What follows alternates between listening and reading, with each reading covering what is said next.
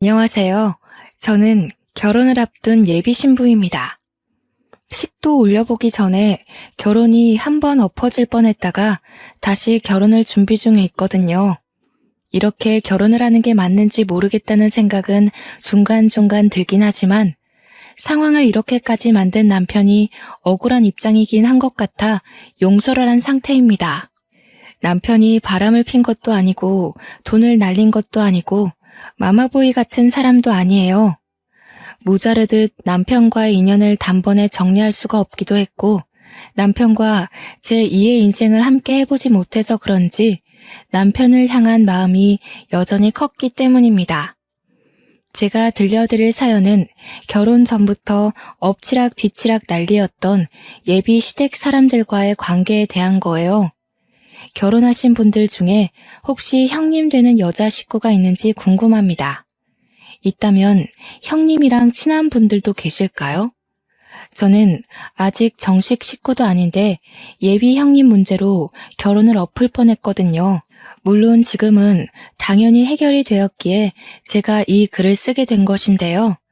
제 이야기 한번 들어보시고 제 언행에 대해 따끔한 조언 한마디씩 부탁드립니다. 제게는 연애 기간 6년 차인 남자친구가 있습니다. 저희는 서로 긴 기간 연애하면서 경제 차이를 그리 못 느꼈고 자연스레 얘기를 트게 된 집안 사정만 들어봐도 서로 형편이 비슷했어요. 예비 신랑과 결혼을 약속한 관계로 발전할 수 있었던 이유 중 양가 집안 형편도 나름 조건에 있었습니다. 너무 수준 차이가 많이 나면 한쪽이 부담스럽잖아요. 저희는 다행히 금전적인 부분에서 문제될 게 전혀 없었다는 겁니다. 저와 예비 신랑은 결혼하기 전 모아둔 돈과 약간의 대출을 받아 적당한 빌라 정도에서 살 수 있는 집까지 알아봐뒀습니다. 남들은 돈이 없어서 원룸에서 시작하는 신혼부부도 있다던데 그에 비하면 저와 예비 신랑의 출발선은 한참 위에서 시작한 셈이죠.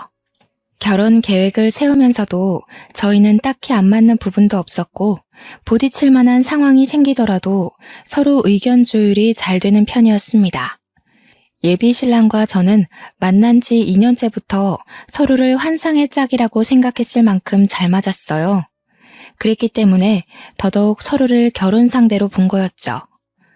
저희가 본격적으로 결혼 준비에 돌입하면서 첫 번째로 양가 부모님께 먼저 인사를 드리기로 했는데요. 월차를 내지 못해서 퇴근하고 예비 신랑을 만나 저녁에 출발을 하였습니다. 예비 신랑 집을 처음 가보는 건 아니었어요. 예비 신랑과 연애를 길게 했다 보니까 몇 번 시댁에 가서 저녁밥을 얻어먹은 적이 있었거든요.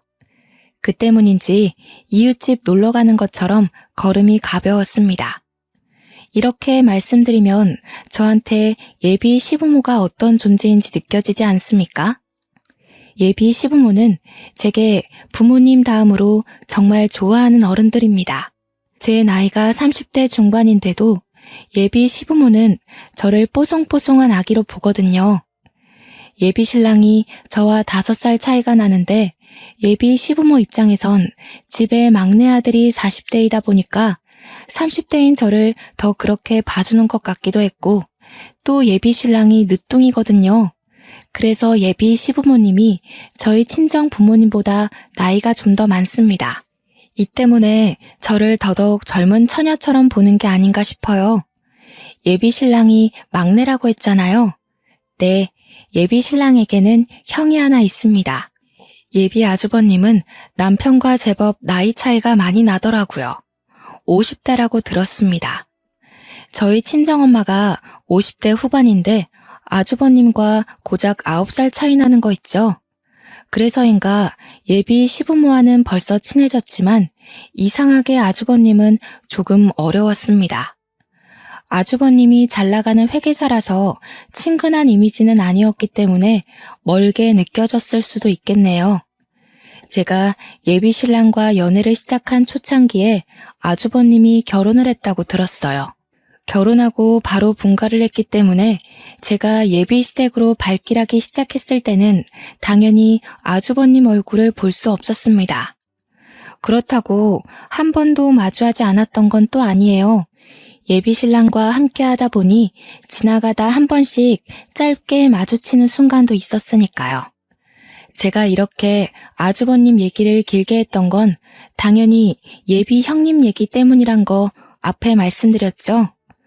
아주버님 얼굴도 잘 못 봤는데 제가 어디 예비 형님을 만났을 리가 있겠습니까?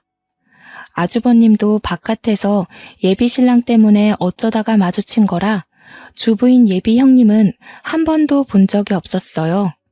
아마 결혼하기 전에 인사자리나 결혼식에서 보게 되지 않을까 싶었습니다.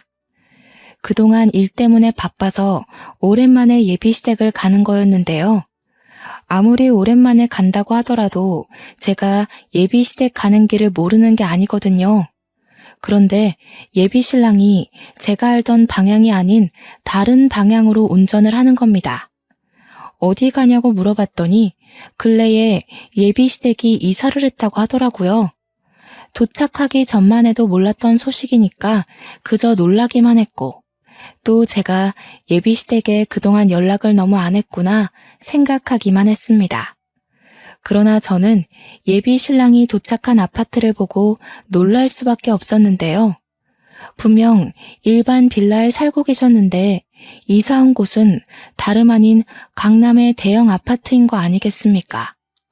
평소 예비 신랑이 주말마다 복권을 하고 있는 걸 알기 때문에 1등이라도 당첨된 줄 알았습니다. 예비 신랑한테 어떻게 된 거냐고 사정을 물었더니 예비 형님이 이 집을 해줬다고 하는 겁니다. 예비 형님과 아주버님은 잠깐 맞벌이를 했었는데 그 당시 아이를 시부모님께 맡기고 일을 봤다고 해요. 그 노고가 고마워서 예비 형님이 예비 시부모한테 선물로 준 게 이 아파트라고 했습니다. 그 소리를 듣고 저는 처음으로 이 결혼에 덜컥 긴장이 되었습니다. 예비 시부모도 저를 이 정도로 떨게 하진 못했는데 예비 형님의 재력이 이 결혼에 대한 고민으로 이어지게 되더군요. 그날 본 아파트 때문에 갑자기 예비 신랑과도 거리감이 생기는 느낌이었어요.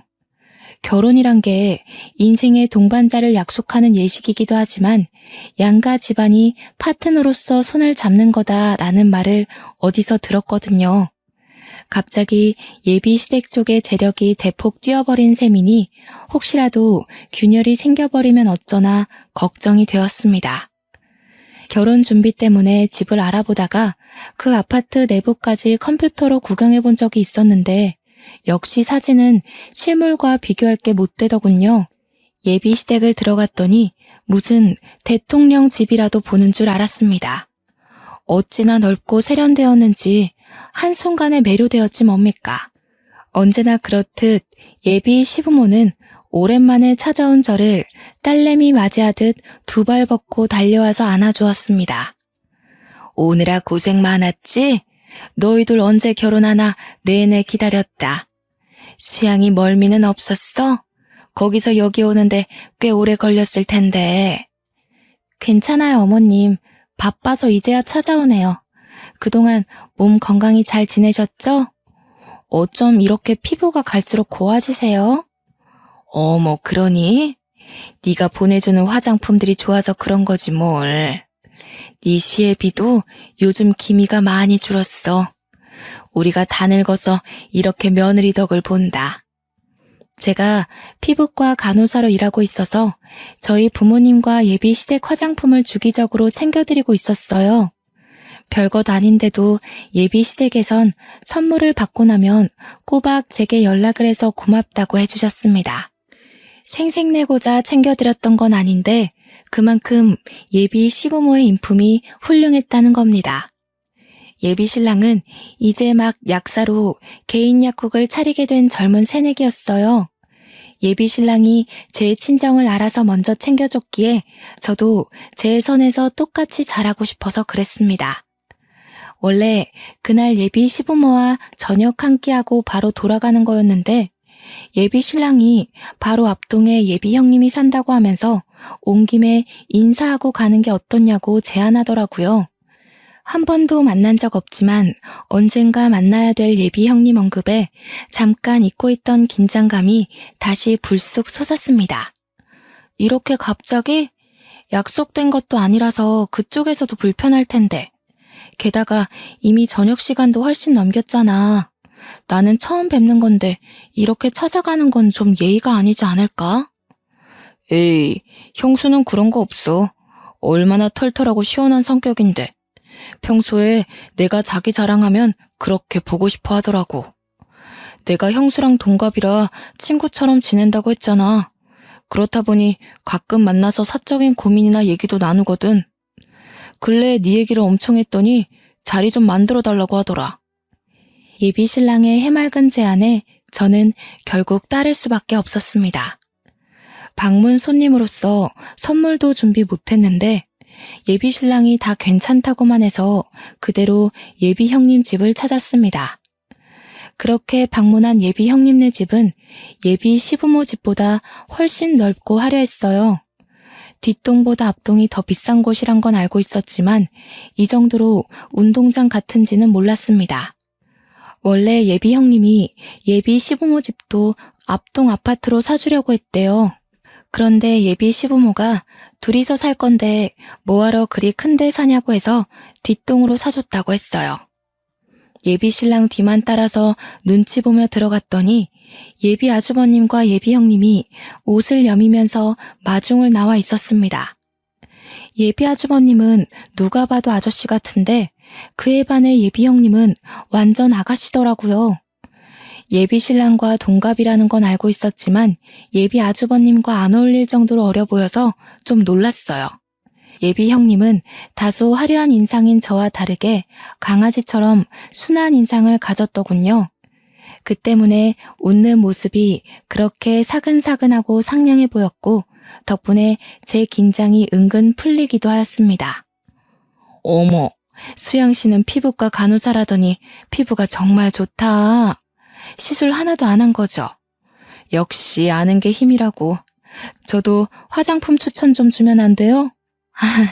네, 시술은 안 해봤어요. 제가 시간 날 때 제품 몇 개 보내드릴게요.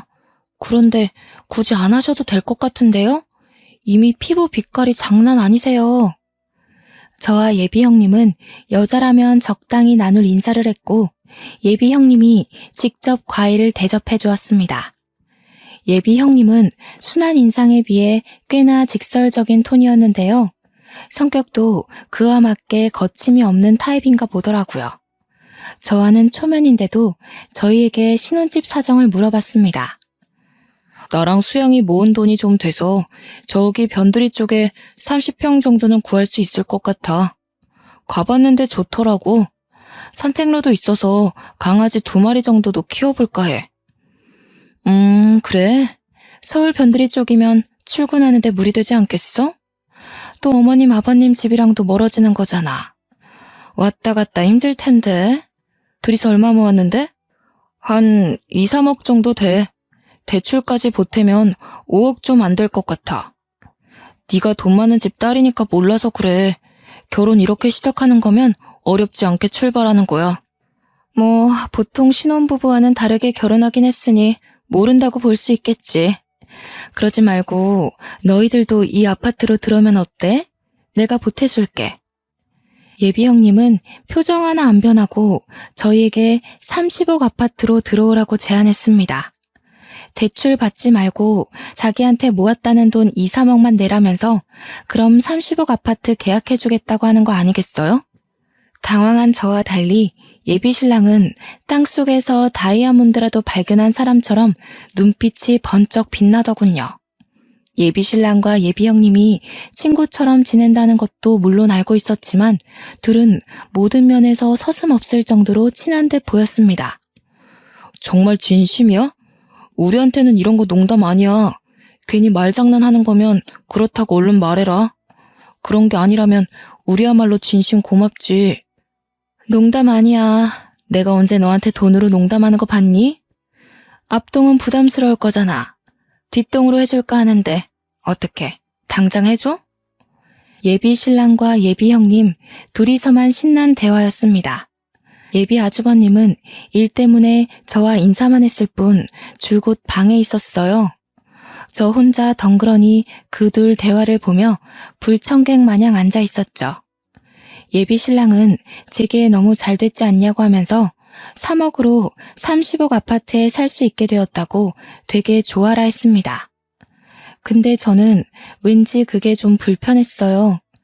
저희가 충분히 독립적으로 시작할 수 있는 신혼살림을 시부모도 아닌 형님한테 도움받는 것이 내키지 않았습니다. 그렇게 되면 사는 내내 예비 형님 때문에 신경이 쓰일 것 같기도 했고 자칫 남의 집에 얹혀 사는 기분이 들 것 같거든요. 제가 예민하게 생각했던 걸까요? 제가 계속 대답을 머뭇거리고 있자 예비 형님이 수양 씨는 싫은가 봐 하면서 저를 떠보는 거 아니겠습니까?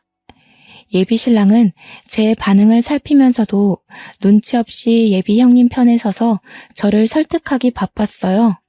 저는 여차저차 의논해보겠다고 하고 그만 자리를 마무리했습니다.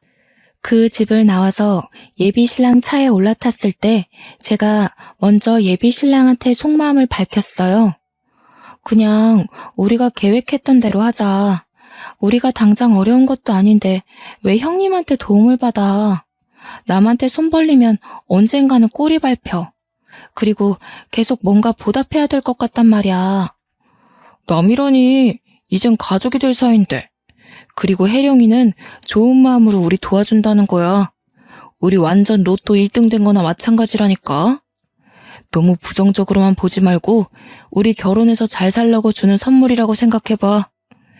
예비 신랑은 이미 예비 형님 제안에 홀라당 넘어간 듯 보였습니다. 저는 찝찝한 기분을 안고 고민을 계속해야 했어요. 예비 신랑과 계속 대화를 시도해봤자 답이 없을 것 같아서 한 번은 인터넷 커뮤니티에 익명으로 물어보기도 했습니다. 그러니 반응이 거의 반반이더라고요. 예비 신랑 말대로 이건 완전 복권 당첨이라고 자존심 세우지 말라는 사람들도 많았고 분명 형님이 그냥 주는 거 아닐 거라며 절대 책 잡힐 짓 하지 말라고 주의 주는 사람들도 많았습니다. 저는 솔직히 좀 후자 쪽으로 마음이 기울어 있는 사람이거든요. 제가 고민을 길게 하는 바람에 예비 형님께 줘야 하는 답은 그 기일이 자꾸 미뤄졌습니다. 예비 신랑은 저를 설득하기만 했지 강제로 밀어붙이진 못했어요. 일단 그 제안을 수긍한다면 저희 쪽에 형님 내에 3억을 줘야 하는 입장인데 제 돈을 합치지 않고서는 예비 신랑 혼자 그 돈을 당장 못 만들기 때문이었죠. 제가 고민하는 걸 아는지 한날 모르는 번호로 전화가 왔는데 예비 형님이더라고요. 예비 신랑한테서 제 번호를 받은 듯 싶었습니다. 우리 통화하는 거 처음이죠? 내 번호 저장해놔요. 할 말이 있어서 그러는데 우리 집 찾아올 줄 알아요? 오늘 와줄 수 있어요? 네, 웬만하면 그러고 싶은데 여기서 거기까지 1시간 걸리거든요. 왔다 갔다만 2시간 반은 잡아야 되는데 제가 내일도 출근이라서 어려울 것 같아요. 정 안 되면 우리 집에서 자고 가면 되죠. 이미 수양씨 신랑은 오케이 했는걸요? 내가 꼭 해줄 말이 있어서 그래요. 예비 형님이 할 말 있다고 다짜고짜 사람을 부르는 것보다 예비 신랑이 이미 제안에 허락했다는 게 황당했습니다. 저는 예비 형님과 전화를 끊고 바로 예비 신랑한테 전화했어요. 예비 신랑 말로는 예비 형님이 저한테 전화할 거라고 해서 자기가 굳이 안 했다고 하더군요. 거기서 제가 뭐라고 하겠습니까? 예비 신랑 말도 일리가 있는걸요. 시댁이랑도 별 이상이 없는데 왜 자꾸 엉뚱한 데서 묘하게 불편한 감정이 생기는지 모르겠습니다. 예비 형님이랑 제가 나이가 비슷해서 그런가 싶기도 하고 그때만 해도 진짜 아무것도 몰랐어요. 별 수 없이 예비 신랑을 만나 예비 형님 아파트에 또다시 인사를 하러 갔습니다. 예비 형님이 저희를 부른 이유는 역시나 해결되지 않고 있던 집 문제였어요. 보아하니 예비 형님과 예비 신랑이 짜고서 저를 설득하기 위해 마련한 자리 같았어요. 예비 형님이 집 얘기하자마자 예비 신랑이 적당한 타이밍에 계속 맞장구 치며 저를 부추겼거든요. 둘이서 쿵짝이 잘 맞는 걸 보니 저 하나 설득시키자고 작당한 게 충분히 예측되었죠. 그럼에도 불구하고 제가 쉽게 판단을 내리지 못하니까 그 끝도 없는 논쟁은 참 길게도 이어졌습니다. 결국 저는 거기서 저녁도 먹고 하룻밤 신세까지 지게 되었어요. 예비 형님이 저와 예비 신랑에게 손수 잠옷도 빌려주더군요. 그날 저는 빈방에서 예비 신랑과 긴밀한 대화를 더 나눴습니다. 자기 이러는 거 솔직히 자존심으로밖에 안 보여. 혜령이 두 번째 보잖아. 집 사줬다고 생색내래로 보였어? 왜 이렇게 부정적이야? 자존심? 그래, 자존심 상하긴 해. 왠지 받으면 안 될 것 같아서 그러지. 내 돈도 아닌데 언젠가는 그걸 달라고 할 수도 있고 그걸 빌미로 우리한테 생색을 낼 수도 있어. 계속 같은 소리네. 혜령이 그런 애 아니라니까. 혜령이는 너더러 신중하고 야무져서 나보고 신부 하나는 잘 골랐다고 하더라. 어차피 나랑 결혼하면 혜령이랑 한 식구가 되는 건데 좀 좋게 보려고 노력하면 안 돼? 제가 답답하게 행동했는지 예비 신랑은 잠깐 담배 좀 피고 오겠다고 나가버렸습니다. 예비 신랑은 담배를 자주 피는 건 아니었고 열받을 때마다 성질내는 대신 담배로 화를 다스리는 사람이었는데요. 그러니까 지금 성질이 났다는 뜻이에요. 예비 신랑이 저렇게까지 나오니까 진짜 예비 신랑 말대로 제가 너무 민감하게 생각했나 싶더라고요. 예비 신랑 돌아오면 좋은 방향으로 얘기를 다시 해볼 생각이었습니다. 그런데 예비 신랑이 1시간이 넘어도 안 오는 거 아니겠어요? 기다리다 못한 제가 방 밖을 나가봤는데 넓은 거실 쪽에서 무슨 소리가 들렸습니다.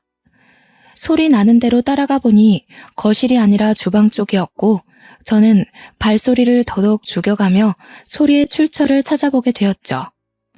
그런데 그곳에서 저는 정말 충격적인 장면을 보게 되었는데요. 예비 형님과 예비 신랑이 대화 중인 것 같았는데 예비 신랑이 머리를 싸매며 잠깐 고개를 숙이고 있는 상황에서 예비 형님이 예비 신랑한테 줄 물에다가 뭔지 모를 약을 타는 겁니다.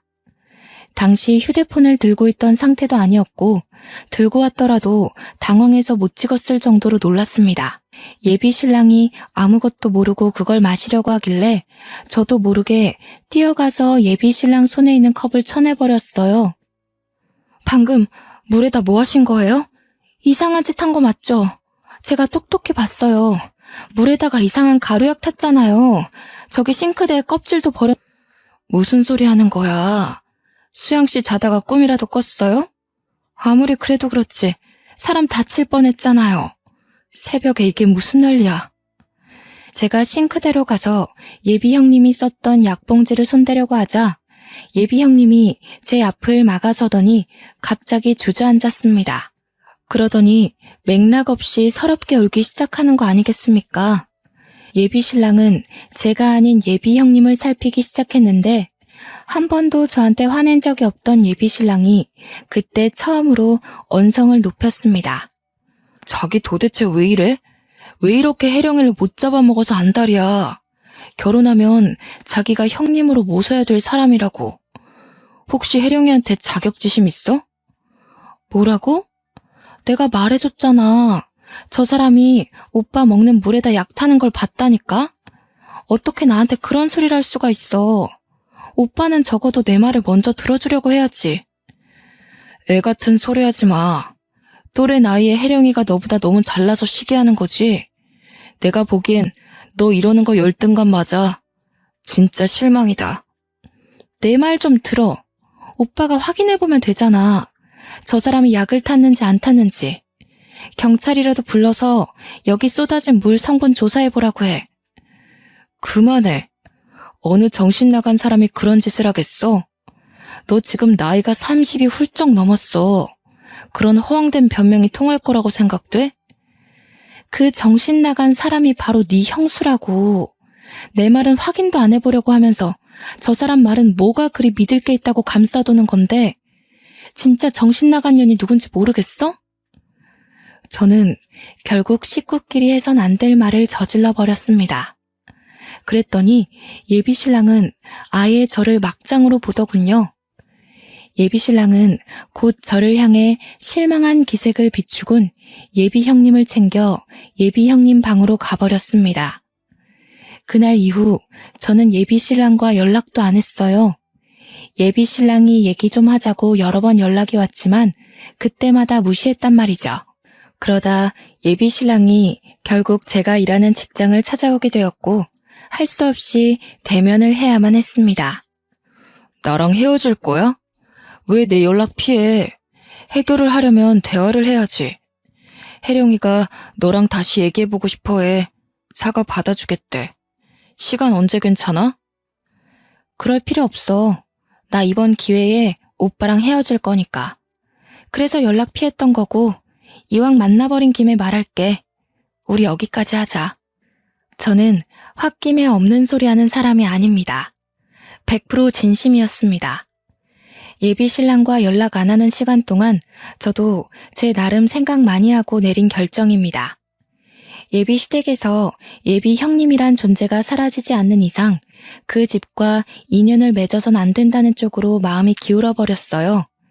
그리고 그날 예비 형님 집에서 보였던 예비 신랑의 태도, 그건 제게 엄청난 실망을 안겨준 일이었습니다. 오빠도 마음 정리할 필요하지. 정리 잘하고 파혼 얘기 아니면 앞으로 연락하지 말아줘. 그래도 6년 동안 좋았어. 이렇게 끝나버릴 줄은 몰랐는데 우린 여기까지인 것 같다. 제가 답도 안 듣고 무작정 일어나 버리자 예비 신랑이 저를 다급히 붙잡더라고요. 그 손길을 뿌리치고 집에 돌아왔습니다. 그리고 며칠간 예비 신랑도 제게 연락을 안 했어요. 그러고 나서 한 4일 뒤쯤이었나? 예비 형님에게서 느닷없이 연락이 오는 겁니다. 밑도 끝도 없이 예비 신랑 약국으로 오라는 말만 덩그러니 날라온 거 있죠? 제가 예비 신랑한테 이별을 통보했다는 거 예비 형님도 다 알고 있을 겁니다. 저희가 갈라서게 된 이유는 온전히 예비 형님 때문이잖아요. 예비 신랑과 갈라졌으니 예비 형님도 더 이상 저와 관련이 없는 사람인데 제가 왜 이 여자 말에 반응을 해주겠어요? 당연히 무시했습니다. 그랬더니 바로 또 연락이 오더라고요. 이번엔 문자였고 내용도 없이 달랑 사진 몇 개 날라온 것이 다였습니다. 아, 그중 영상이 하나 있길래 눌러봤거든요. 예비 형님과 예비 신랑이 술자리를 갖는 장면이었는데 예비 신랑이 좀 많이 취해 보였고 방으로 들어가는 예비 신랑을 뒤따라 예비 형님이 옷을 풀어 헤치면서 따라 들어가는 모습이 찍혀 있더라고요. 휴대폰을 어디 세워두고 그 모습이 나오게끔 똑똑하게도 찍어놨더라고요. 더 어처구니가 없었던 건 장소가 예비 신랑 집이라는 거예요. 예비 시댁이 아니라 예비 신랑 혼자 자취하던 공간이요. 이건 저와 이별한 지 고작 4일 만에 예비 신랑이 여자를 들인 셈이잖아요. 그것도 자기 형수를 말이에요. 그걸 받고서 저는 예비 신랑에게 파혼 확정을 통보했습니다. 예비 신랑이 생각하고 말고 할 시간도 주기 싫었어요. 그리고 그날 밤 저를 또다시 찾아온 예비 신랑은 마지막으로 봤던 날보다 많이 초췌해 있더군요. 자기야, 도대체 왜 이래? 우리 좋았잖아.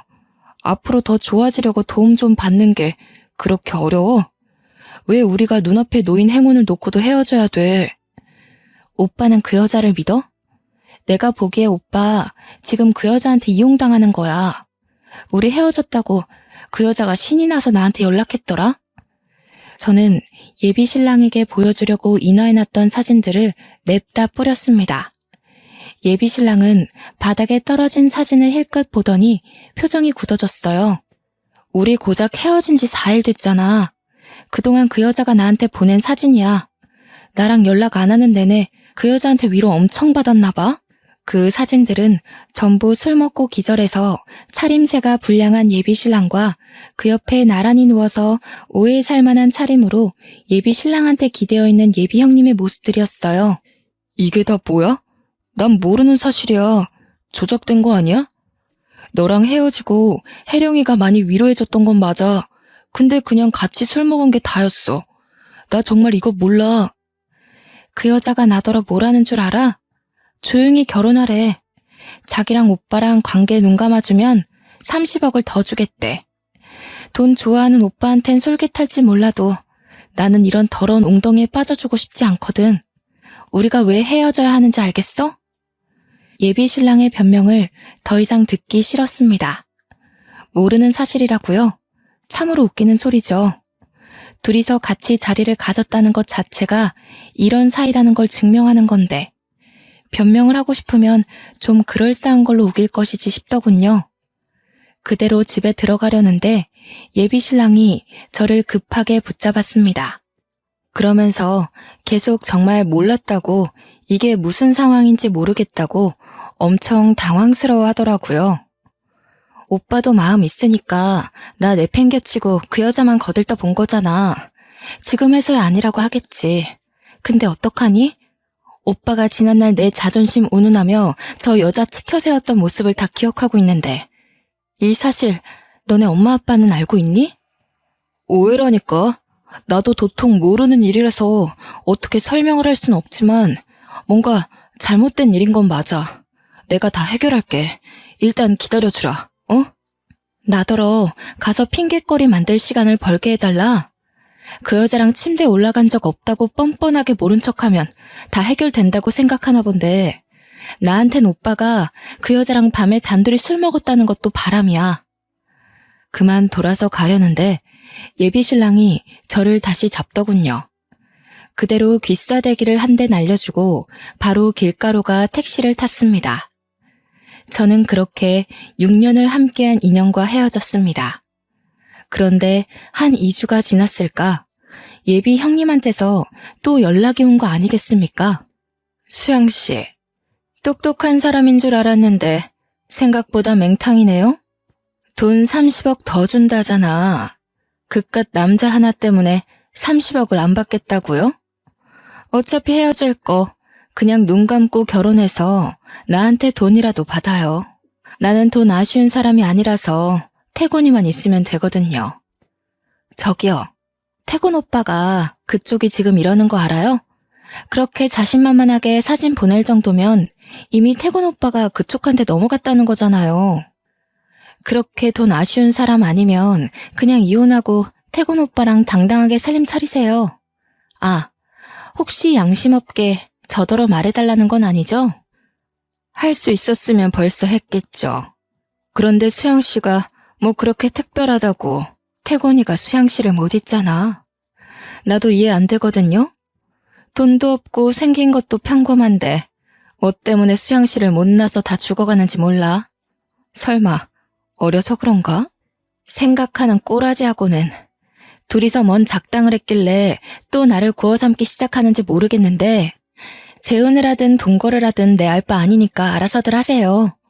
똥 묻은 돈으로 유혹해봤자 제 눈엔 그냥 똥으로밖에 안 보이네요. 뭐라고요? 말하는 싸가지하고는. 됐고 태군이 마음부터 돌려놔요. 혹시 수양씨가 자꾸 여지 주고 있는 거 아니야? 그게 아니면 고작 6년 만난 걸로 사람이 망가지는 게 말이 안 되잖아요. 저 지금 바쁘거든요? 누구처럼 할 일 없이 집에서 남자 꼬시는 사람과는 달라서요. 이혼할 엄두가 안 나서 그러는 거면 그건 제가 도와드릴 수 있을 것 같네요. 기다리세요. 입씨름하기 싫어서 무작정 예비 형님 전화를 끊었더니 예비 형님이 또 전화가 오는 겁니다. 저만 이렇게 사랑하는 사람들을 잃는 건 억울하잖아요. 예비 형님한테 직접 이혼하는 걸 도와주겠다고 했으니 약속은 지켜야겠더라고요. 저는 예비 형님 연락을 다 넘기고 바로 예비 아주버님께 문자로 연락했습니다. 예비 형님께 받았던 사진과 영상 그리고 통화 녹음 내용을 전부 보내줬어요. 이 상황에 상관없던 예비 아주버님께 괜한 피해를 주는 것 같아 죄송했지만 한편으론 예비 아주버님이 이혼을 했으면 좋겠다고도 생각했어요. 예비 아주버님께 보낸 연락들로 인한 파장은 제법 컸습니다. 제가 예비 시댁에서 오는 연락을 받지 않으려고 일부러 벼르고 있었는데 상상 이상으로 연락이 많이 오더라고요. 예비 시부모껜 이렇게 되어버린 사실이 죄송해서 차마 연락을 받을 순 없었고 예비 형님 전화는 마지막으로 딱 한 번 받아봤습니다. 어떤 꼴이 되었는지 좀 궁금했거든요. 뭣도 없는 년, 기재 좀 펴게 도와줄랬더니 꼴의 자존심만 세서는. 네가 감히 나를 이 꼴로 만들고서 무사할 것 같아? 세상에 돈만 있으면 못하는 게 없어. 내 손으로 너 하나 망가뜨리는 거 아무것도 아니라는 거야. 네가 가진 돈이 다 네 돈이니? 네 부모님 돈 아니야? 부모 없으면 아무것도 아닌 주제에 세상에서 돈만 있으면 다 된다고? 그런데 왜 나한테 전화해서 따지고 있어? 가서 돈으로 사람들 마음 사서 네 편 만들면 되잖아. 그게 안 되니까 너도 이 난리인 거 아니야? 이혼하게 도와줬으면 고맙다고 절이나 할 것이지. 뭐라고? 어디서 반말이야. 이혼을 하고 말고는 내가 정한다고 했지. 태곤이까지 날 미친년으로 보잖아. 어떡할 거야? 잘 됐네. 네가 네 무덤 판 거라고 생각해라. 그리고 너 피부 관리 좀 해야겠더라. 35살 치곤 잔주름이 너무 많아. 어쩌다 보니 점점 유치한 다툼으로 변질되는 것 같아서 그만 끊어버렸습니다. 보니까 예비 아주버님한테 이혼 소송을 당했나 봐요. 심지어 예비 아주버님은 제 연락을 받고 바로 그 집을 나왔다고 했습니다. 예비 아주버님이 인상만큼이나 뒤 안 돌아보는 성격이 맞았나 보네요. 부정행위를 뻔뻔하게 자랑하더니 참 꼴 좋지 않습니까? 얼마나 고소하던지. 하나 의아했던 건 예비 신랑이랑 따로 관계가 발전할 줄 알았는데 그건 또 아닌가 보더라고요. 예비 신랑이 제게 받았던 사진을 가지고 예비 형님한테 찾아가 따지고 호통을 쳤다지 뭡니까? 이런 정황을 몰랐다는 예비 신랑의 말이 사실인 걸까요? 그때 좀 혼란스러웠던 걸로 기억합니다. 확실히 예비 시댁이 난리 나긴 했던 건지 시댁까지 제게 연락이 왔는데요. 예비 시부모가 저를 워낙 딸처럼 잘 대우해줬다고 했잖아요. 계속 오는 연락을 여태 피하기만 했는데 생각해보니 뭔가 인사도 없이 그냥 떠나는 건 예의가 아닌 것 같아서 전화를 받았습니다. 아가, 얘기 들었다. 얼마나 힘들었을꼬. 우리 태군이가 너한테 얼마나 미안해하고 있는지 몰라. 너랑 태군이 6년을 만났잖니. 바보 같은 내 아들이 어떻게 너처럼 착하고 귀한 애한테 그럴 수 있었는지 모르겠다. 예비 시모는 제게 끊임없이 사과를 했습니다. 저는 한마디도 못하고 듣고만 있었는데 계속 자기 아들 못났다고 저더러 제발 용서해달라고 비시는 거 아니겠습니까? 예비 형님은 이미 이혼 진행 중에 있고 예비 시부모도 그 아파트에서 곧 나갈 예정이라고 했어요. 아주버님이 예비 신랑을 상간남으로 소송하진 않았다고 하더군요. 태곤이는 너 없으면 안 돼. 우리가 태곤이 많이 혼냈어. 그런데 태곤이가 알아서 괴로워하고 밥도 한 숟갈 안 먹으려고 하니 어쩌면 좋아. 수양아, 우리로서 정말 너한테 면목 없고 몹쓸 짓을 했다는 거 안다. 그래도 한 번만 용서해주면 안 되겠니? 그러니까 예비 시모 말은 예비 신랑이 내내 제대로 일도 못하고 길 가다 사고 날 뻔하길 몇 번째고 정신 빠진 사람처럼 그렇게 집구석에만 박혀 있다고 합니다. 자기 몸을 위험에 빠뜨리면서까지 자책을 하고 있다니까 솔직히 신경을 안 쓸 수가 없더군요. 말 그대로 6년을 함께한 사이이고 사랑하는 사람과 시작도 못 해보고 끝나버렸기에 저도 모르는 미련이 남아있었나 봅니다. 저는 결국 한 달 뒤쯤에 예비 시부모가 이사 갔다는 곳으로 찾아갔습니다. 이전보단 못하지만 꽤 비싼 아파트에 입주를 했더군요. 예비 시모와 인사를 나누고 있던 중 저는 방에서 나오는 예비 신랑과 눈이 맞았어요. 다 죽은 얼굴이던 예비신랑은 저를 발견하곤 미친 사람처럼 달려와 포옹을 했습니다. 수영아, 내가 잘못했어. 제발 나 좀 데려가줘. 나 너 없이는 못 살아. 네 말이 다 맞았어. 내가 눈치가 더럽게 없어서 그 여자가 그런 속셈을 가지고 있는 줄도 모르고 너만 탓했어. 진짜 미안해. 잘 알아보고 행동했어야 하는 건데. 예비신랑은 약국까지 문 닫고 쉬고 있다더라고요. 도대체 얼마나 쉬었으면 몸에서 쾌쾌한 냄새가 나는 건지. 예비 시부모 도움으로 겨우 예비신랑을 떼어놓을 수 있었습니다. 그제서야 저는 예비시댁과 제대로 된 대화를 나눌 수가 있었는데 모두가 제 앞에서 죄인처럼 고개를 숙이고 있는 거 아니겠습니까? 예비신랑이야 그렇다 쳐도 예비 시부모까지 제게 자꾸 사죄하는 건 마음이 안 좋았습니다. 돈 많은 게 뭐가 그리 대수라고. 나는 돈 많은 며느리 필요 없다. 사람 자체가 괜찮아야지. 수야, 너는 우리한테 아무것도 해줄 필요 없어. 그냥 너 하나가 우리 집 며느리로 들어온다면 우리는 그걸로 족하다. 예비 시모는 저와 예비 신랑이 다시 재회하길 계속 사정을 했습니다. 얌전하기만 한 예비 시부도 제게 진심으로 미안하다고 했고 옆에서 예비 신랑은 무릎을 꿇은 채 고개만 숙이고 있었어요. 미련 남은 건 저도 마찬가지였기에 저는 결국 사과를 받아주었고 예비 신랑과 다시 재회를 하게 되었습니다. 예비 아주버님이 재산 분할 소송까지 했기 때문에 제법 이득 보고 끝낸 것 같더라고요. 현재 예비 시댁에는 아주버님까지 모두가 같이 살고 있었습니다. 그럼에도 58평 아파트라 그런지 좁은 느낌은 전혀 없었어요. 현재는 결혼을 미루긴 했지만 예비 신랑과 다시 결혼을 전제로 한 만남을 이어가고 있는 중입니다. 아마 결혼을 하게 되면 제가 시댁으로 합가를 하지 않을까 싶어요. 그리고 예비 신랑은 제게 죄지었던 마음을 전부 갚기라도 하듯 굉장히 잘하고 있어요. 제가 하는 모든 의견을 자신보다 우선순위로 두면서 저를 존중해줍니다. 원래도 저를 배려하는 사람이었는데 어쩌다 보니 예비 형님 문제로 틀어진 거였죠. 저는 결혼을 하기 전에 이 같은 불상사를 겪은 터라 이혼의 상처는 없지만 많은 분들이 저와 같은 비슷한 일에 연루되어 이혼까지 가기도 하겠죠. 저는 언제든지 시댁을 놓을 수 있는 입장이라서 또 포기하는 게 쉬웠던 시기에 있었던 일이라 빠르게 극복할 수 있었거든요. 그러나 이미 결혼을 했고 자녀가 있는 분들이라면 정말 많이 고될 것 같다는 생각이 드네요. 살면서 이런 황당한 문제는 부부 프로그램에서만 볼 수 있는 일인 줄 알았는데 이런 무서운 일이 현실에서도 일어날 수 있다는 것이 참 놀라웠습니다. 왜 있는 사람이 더 한다고 돈이면 뭐든 다 되는 줄 알던 그 여자가 이번 기회에 따끔하게 깨달았으면 좋겠습니다.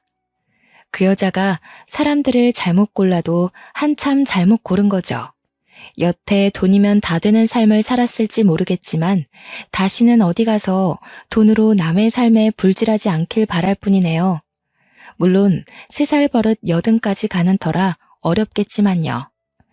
이렇게 긴 글을 써보는 건 처음인데요. 제가 워낙 글에는 소질이 없는지라 글이 좀 뒤죽박죽이었지 않나 걱정이 되네요. 다들 제 사연 괜찮게 들으셨는지 모르겠습니다. 다른 사연들을 보면 사연자들을 아프게 한 사람들과 인연을 끊지 못했을 때 따끔한 코멘트를 좀 많이 남기시던데 왠지 저도 예비 신랑과 재회를 하는 바람에 욕 좀 먹지 않을까 싶어요.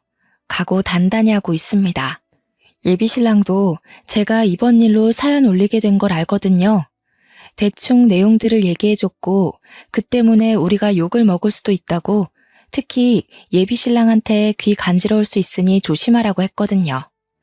직접 한 소리 듣는 것도 아닌데 예비 신랑이 덜컥 겁을 먹은 거 있죠? 한참을 웃었습니다. 제 사연이 언제 등장할진 모르겠으나 그때 되면 이미 남편이 되었을 예비 신랑과 함께 저도 우리 이야기를 기다리고 있으려고요. 그만 글을 끝내도록 할게요. 들어주셔서 고맙습니다.